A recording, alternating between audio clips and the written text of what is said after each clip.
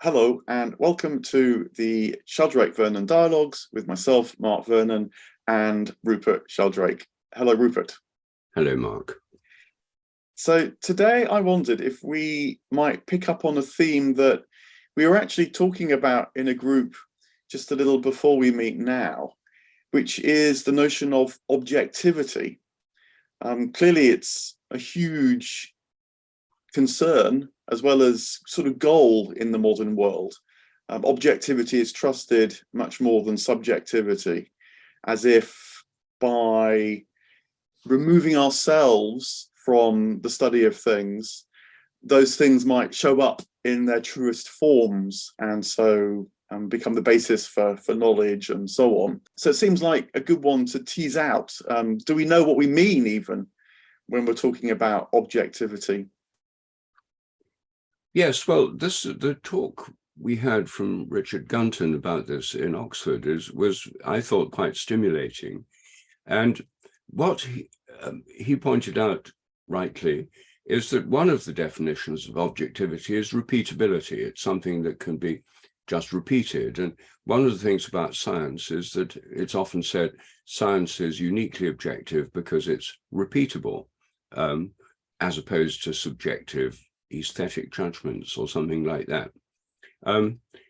However, as he pointed out, the replication crisis in science has actually shown us that, as a matter of fact, most scientific papers in top peer-reviewed journals are actually not repeatable. This only became apparent around 2015. I mean, some people had suspected it for years, including me, but the actual quantitative studies where people have actually tried replicating top papers in biomedicine, in psychology, in social science, and chemistry, in a whole range of topics, have shown it's actually not replicable. So this supposed pillar of scientific objectivity is crumbling at the moment. And that one of the things that Richard pointed out was that this means we need to think more about what we actually mean by objectivity. I think in the 17th century, at the beginning of modern mechanistic science, what Galileo and his colleagues thought of as objectivity was stripping out what they called secondary qualities like color, taste, smell, aesthetic appreciation, etc., and dealing only with primary qualities, which is mass, momentum, velocity. In other words, measurable physical features of objects, which they then thought were objective, and that everything else about human perception and experience was subjective. And so they tried to create a science based on those principles. And actually, in the 19th century, this was taken a lot further as science became professionalized, first in Germany and later in England. Then professional scientists began to pretend that their way of not knowing was entirely superior to that of everyone else before them, because precisely it was objective. And that's when they started adopting this third person style of writing. In German, it's slightly different. They say man, one has done this. But in English, it took the form of a test tube was taken. It was carefully observed. It is considered that these results show, etc. I mean, this ridiculous passive voice construction, which became standard in scientific reports from the late 19th century onwards, probably reached its peak around the 1950s and 60s. There's been a backlash against it within the sciences.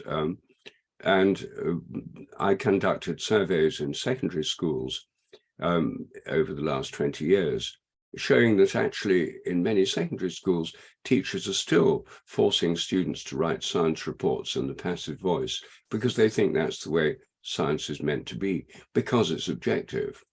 And this leads to this view, what is sometimes called a view from nowhere, as if nature just unfolds in front of the observing scientists without them actually doing anything, and they just report what's there. Whereas in fact, of course, scientific experiments are an active process done by people. who have motives, who are trying to find out answers to questions, who've got grant applications to think of, who need to publish results in journals, who might have colleagues who are rivals, who they want to get ahead of. All sorts of human motives come into play. But in the typical scientific paper, all these are completely removed until what's left is this travesty of what's actually happening, pretense at objectivity, which has now come a terrible cropper with the reproducibility or replicability crisis. So I think this is an inherent thing in science. There's been this pretense for a very long time, and it was actually built in by Galileo and people right from the beginning of modern science. Yes, I remember at school, which was actually after the 1950s, one of the things which we learned was how to write in this passive voice. It was one of the things you got marked on. But what Richard Gunton was suggesting was that there's a kind of notion of objectivity which might still be useful. And he was thinking about it in terms of how we represent things. And so when we want to study something, it's quite often useful to focus on what is the key aspect of this thing that we want to study. And so we make a representation of it. And indeed, you know, in the arts, they do the same as well. An artist will produce a picture, or even a musician will focus on the kind of harmony, the kind of sounds that they seek. And so a world of representations around us can be useful, and not just in terms of studying, actually, but in terms of opening the world up to us. It, as it were, enables our attention to go in one particular direction, and so develop what is seen, what's perceived. But what I really liked about this notion of objectivity as representation is that it doesn't split the objective from the subjective. That what we bring to our attention matters quite as much as what we're attending to. And so it felt a much richer notion of, actually, as you're suggesting as well there, with this critique of the passive voice, is what's going on anyway in science. That the person doing the science is part of the science quite as much as what's being scrutinized. Yes, the classification of these objective representations is quite interesting. And what he was arguing is that these are projections, and that they're projections that are inherently reductive. We're reducing the complexity of something less complex. So the most basic kind of projection is numerical or mathematical. You know, how many apples are there in the bowl, sort of thing. All the complexity of the apples, the developmental form, the differences between the apples is reduced to a number, 5.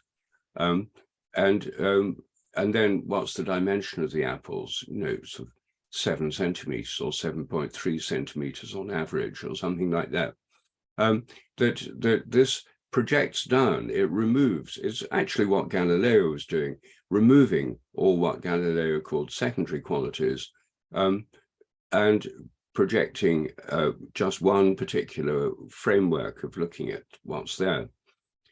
Then he showed there's another way of representing another projection, which is where we project down from 3 dimensions to 2, where we make drawings, diagrams, or 2-dimensional patterns or forms.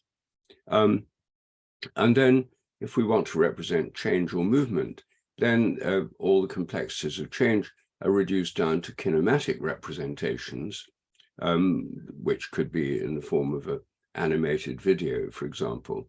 That these are removing many of the elements of our experience and projecting out just simplified, as it were, lower dimensional versions.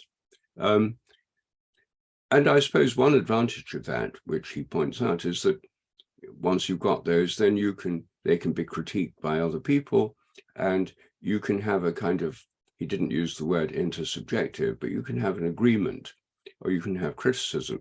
So if I say there are 5 apples in the bowl, and you count them, you find there are 6, then we can then count them together and find one of us is right and the other's wrong. And we can correct the information. We can make it more inclusive and more people would agree on what there is there. So in a sense, it focused attention implicitly on agreement between people. And by reducing down through these projections, simplifications, it's easier to agree. If we have to say whether we like the taste of an apple, for example, then we're not going to agree necessarily. I may prefer a Worcester pearmain, and you may prefer a golden delicious. I don't suppose you do, but you might. Then that's so a different thing from agreeing that there's a unit apple there and it weighs so much. And so in a way, it's simplification. And obviously, for many things, it works because in many ways, mechanistic science is very successful. We've got rockets and jet planes and iPhones and so forth. It's very successful, but it has to leave a great deal out. And what I liked too was it's using reduction in order to serve various purposes, but without falling into reductionism, because we might look at the same bowl of apples.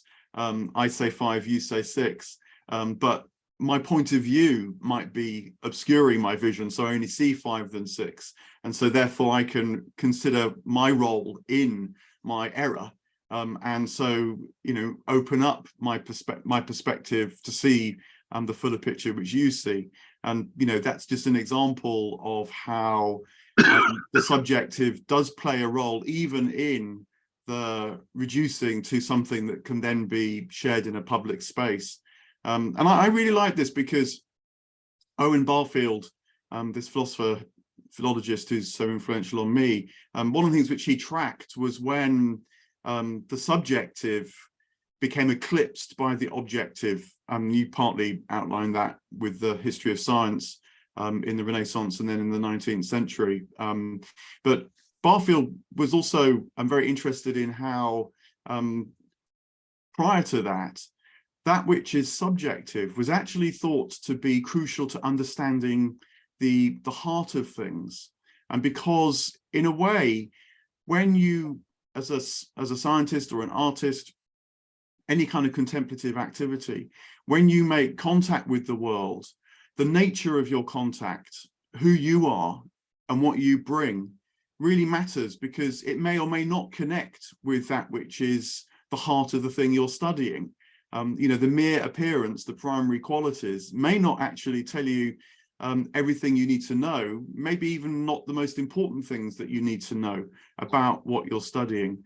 And so earlier writers like Aristotle suggested that to know something in its fullest truth, you have to ask yourself, who am I as an observer and what am I bringing to my study, quite as much as just, as it were, abstracting yourself for purposes of utility, not because reductionism is going to tell you the sort of ontological deepest truth about something.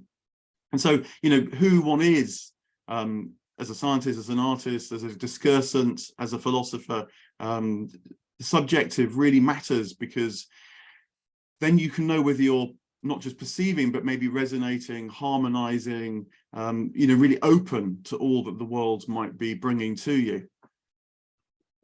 Yes, the original meaning of subject wasn't just subjective in our modern sense, but the system as it is in itself, including its inner life if it has one, and within panpsychism, we could say that many forms of self-organizing system have a kind of inner life, inner being as well. And all of this is reduced by this objective method. But I suppose one difference that this new approach is giving us is that for Galileo and the founders of mechanistic science, secondary qualities were assumed to be inside heads or inside brains, and not out there in the world at all. The objective world was considered to consist of atoms and particles and things with mass and velocity and so forth, all these physical properties, and later electric charge, temperature, etc. And everything else was supposed to be inside human heads. But there's that obviously truncated the world. It made the whole world a kind of world of two-dimensional, three-dimensional mechanistic interactions with nothing else going on. But obviously, there's a great deal else going on in the world. I mean, when flowers have scent and perfume and stuff, and they attract bees or other pollinators, it's not just about what's inside human heads. It's about the way nature works. Flowers were attracting bees 100 million years before humans evolved. So the role of these qualities, like color and scent and so forth, is not just in human brains. And we can still count flowers, and we can say a rose typically has 5 petals and so forth. But by realizing this is a reductive projection, it's not claiming that the rose is nothing but 5 petals made of little bits of matter interacting physically. It's just saying that's one way we can look at it, and it's a convenient way for the sake of science. I mean, that you're mentioning there, the inner life of things, not just our own inner life, and the return of secondary qualities.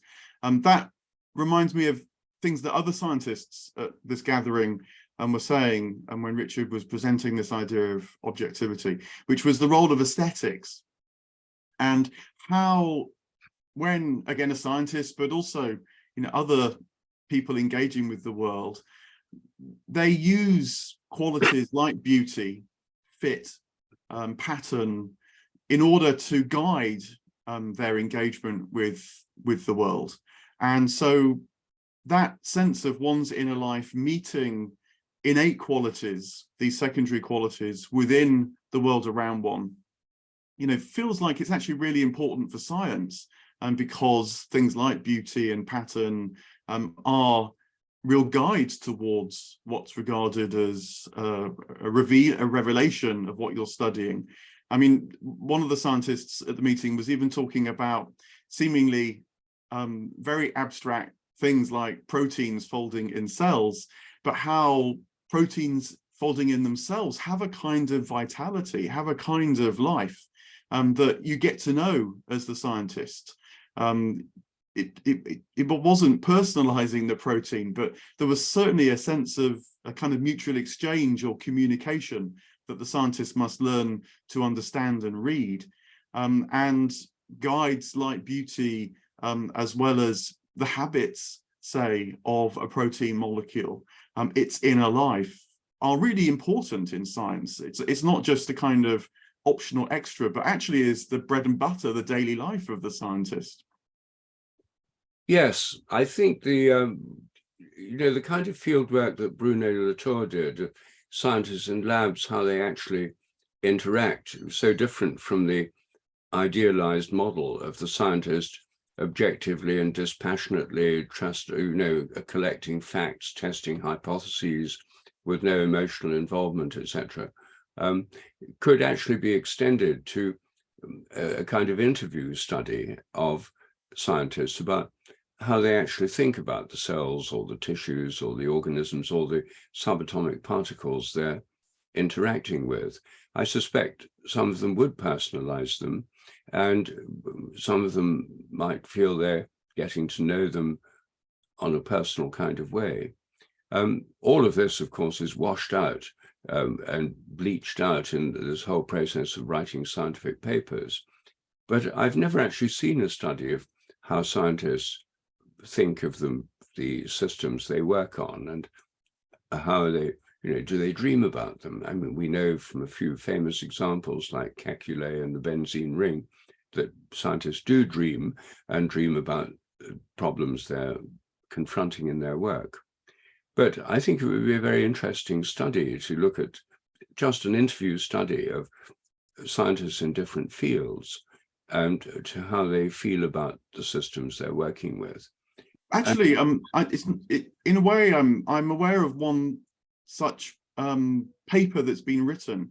It's by the cognitive scientist John Vervaeke, and he, with colleagues, studied the way that the scientists operating the rover that was sent to Mars, how they relate to the rover on Mars, and found that their imaginative engagement with the rover was quite as important as the measurements and calculations that are necessary as well. You know, so much so that they would pretend to be the rover to work out what might be a good move for it to make.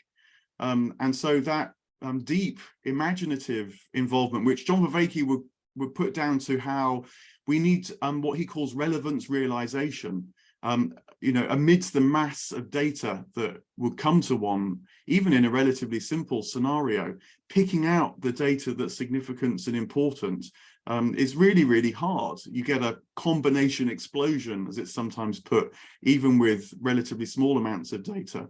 And so this relevance realization is really important. And at least the way that we humans do it is by using our imaginations, entering empathically into that which we're engaging with.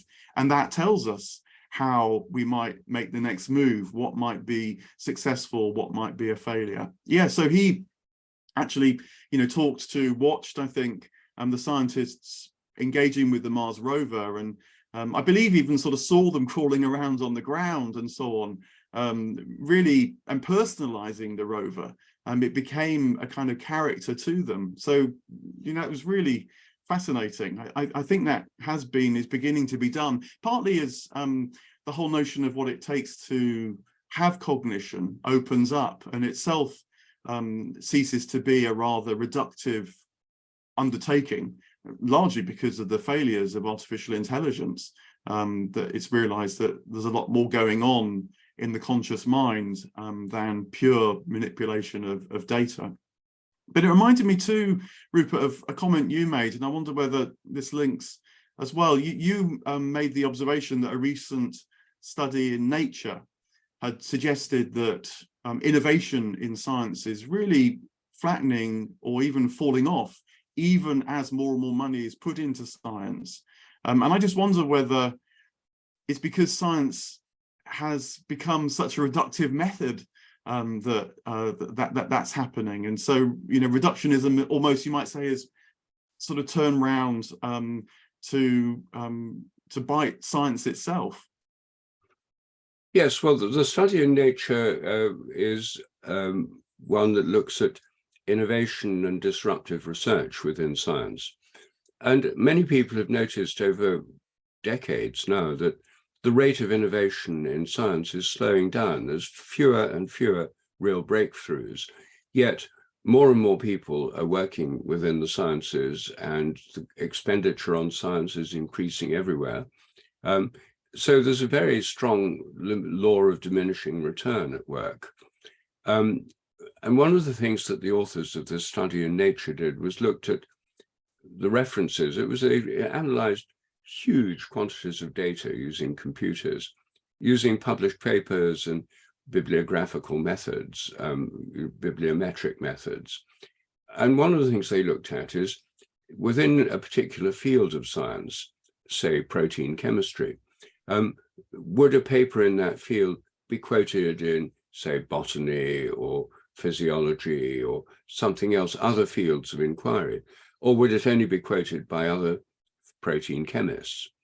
And they found that until about 30 or 40 years ago, there was quite a lot of cross-quotation of papers, that science was networked across subjects.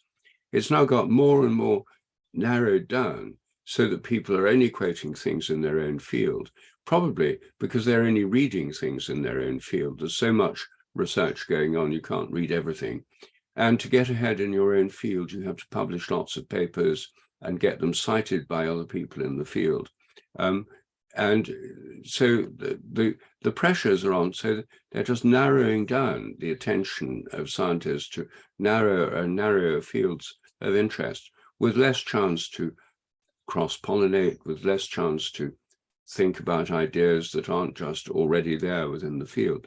So science is now set up in such a way that it's designed to deliver small incremental improvements to knowledge along established lines, whereas anything that's disruptive, that really does lead to new breakthroughs, new discoveries, potentially new technologies and so on, is actually not favored by the system, in fact, frozen out by it, in fact.